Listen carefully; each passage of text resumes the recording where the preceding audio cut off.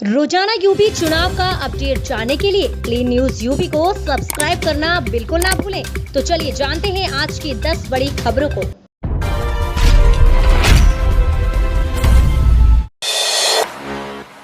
ब्राह्मणों को साधने में जुटी भाजपा अब समाज को एकजुट करने के लिए करेगी ये काम, सांसद मंत्री को मिले निर्देश। रविवार को दिल्ली में यूपी के चुनाव प्रभारी केंद्रीय मंत्री धर्मेंद्र प्रधान और भाजपा के राष्ट्रीय महामंत्री संगठन बीएल संतोष की अगुवाई में ये बैठक हुई है। बताया जा रहा है कि इस बैठक में उप मुख्यमंत्री डॉक्टर दिनेश शर्मा, मंत्री ब्रजेश पाठक, मंत्री श्रीकांत शर्मा, सतीश द्विवेदी, आनंद स्वरूप आदि शामिल हुए हैं।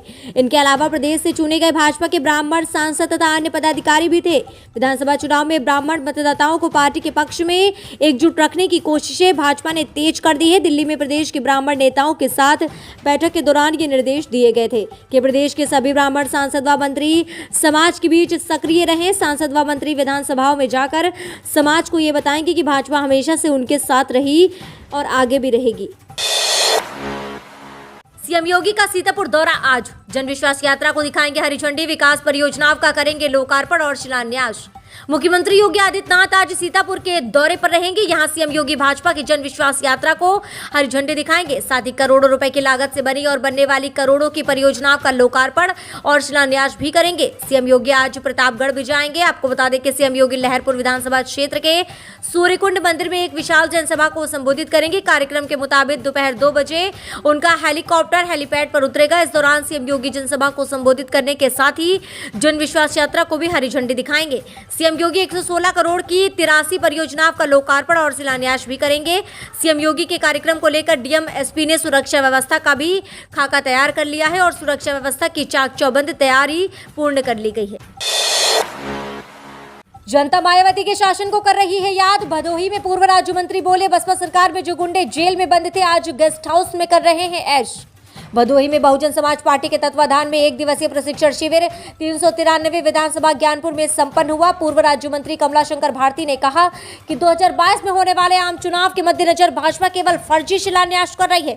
आज उत्तर प्रदेश की डबल इंजन सरकार में जनता महंगाई, भ्रष्टाचार, गुंडागर्दी से त्रस्त है। प्रदेश की दुर्दशा देखकर प्रदेश की जनता बहन कुमारी मायावती के शासनकाल को याद कर रहे हैं। जो गुंडे माफिया बसपा सरकार में जेलों में बंद रहते थे आज वही गेस्ट हाउस में ऐश कर रहे हैं। बसपा सरकार की योजनाओं को भाजपा भी सपा के नक्शे कदम चलते हुए अपने नामों से फर्जी शिलान्यास और उद्घाटन कर रही है। आज ना तो किसान सुरक्षित है, ना व्यापारी सुरक्षित है, मजदूर और नौजवान बदहाल है।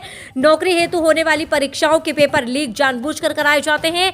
जैसे सपा सरकार में नौकरी के लिए भर्ती निकाली थी तो 2 दिन बाद कोर्ट से स्टे ले लिया जाता था, लेकिन बसपा सरकार में बिना भेदभाव के सबको सम्मान, सबको रोजगार, सबको शिक्षा, दंगा मुक्त, विकास युक्त, शिक्षा युक्त बसपा की सरकार बनाने का प्रदेश की जनता ने मन बना लिया है।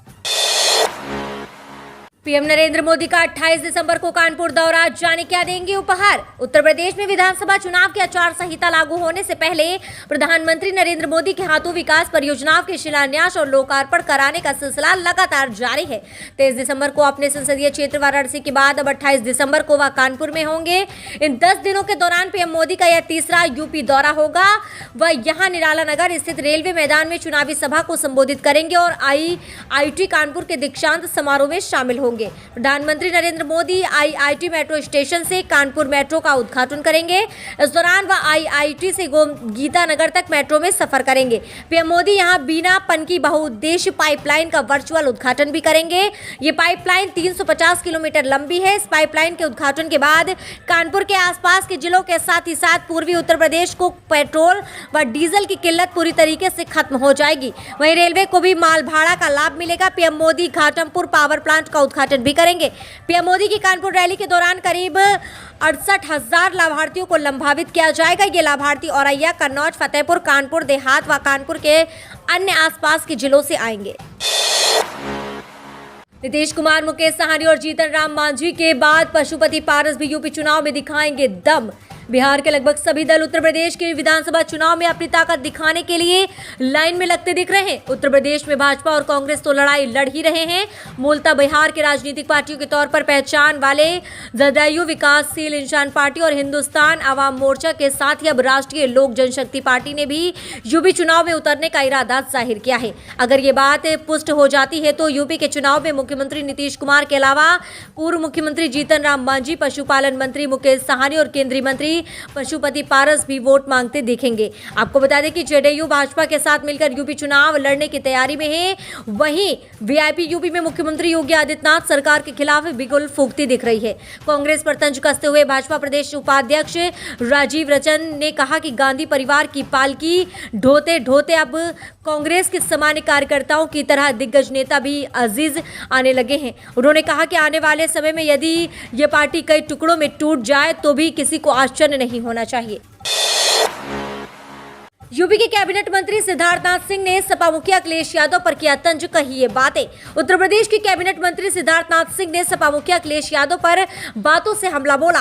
प्रयागराज प्रवास के दौरान उन्होंने सपा मुखिया की ट्वीट उत्तर प्रदेश के माननीय सत्ताधारी कह रहे हैं कि जो सत्ता से दूर है उनके पास पैसा कहां से आया। इसका मतलब साफ है कि भाजपा मानती है कि सत्ता में रहने पर वो भ्रष्टाचार से पैसा कमाती है, वसूली से भी, ट्रांसफर, पोस्टिंग और बुलडोजर का डर दिखाकर भी, चंदे और बोरी की चोरी से भी। पर जवाब दिया कि कहा कि अखिलेश जी अपनी पार्टी का चरित्र तो बखान कर ही रहे हैं, साथ ही जनता को अपनी सरकार द्वारा किए भ्रष्टाचार के तरीके भी बता रहे हैं। बस शर्म करें। उन्होंने कहा कि भाजपा ने सुशासन का वादा किया था वह पूरा किया, लोगों को सुरक्षित करने का भी दावा हमने पूरा किया। बाकी आमजन के जीवन स्तर को ऊपर उठाने के लिए सरकार निरंतर काम कर रही है। इसके बाद जनता की बारी है।